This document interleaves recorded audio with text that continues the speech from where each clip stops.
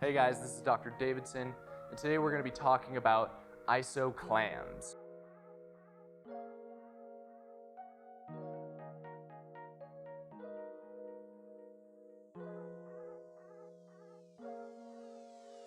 So, what we're going to teach today is how to perform with a resistance band. You don't have to have a resistance band, but what the resistance band does is require your brain to know where that glute is better in space on your body so that it can coordinate the muscles more properly. What that looks like in a day-to-day circumstance is that your hip is going to be more stable while you're out for a run, climbing stairs, anything that requires hip stability, which is most of life. So let's bring you over for a better look.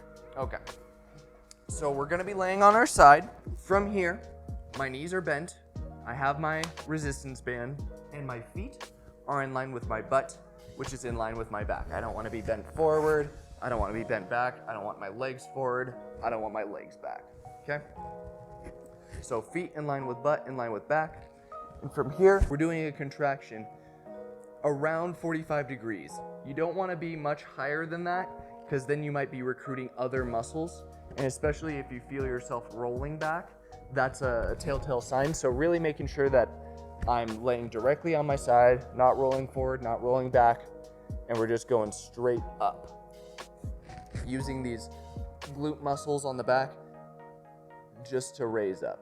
So from there, we're gonna do a slow contraction up, hold for 2 to 3 seconds, slow contraction down. So we're gonna do that 6 to 10 reps each side. Between those, we have our active rest component where we're laying on our back and we're pushing our knees out. And so from here, you're only pushing to about maybe a foot max, 10 inches to 10 to 14 inches.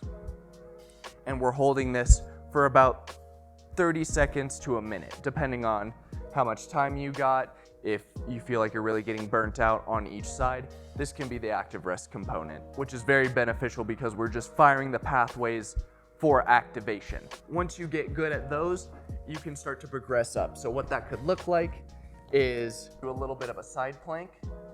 So, always having our abdominal bracer hollow, and then we're opening up this way. This is gonna work a little higher up into the glute.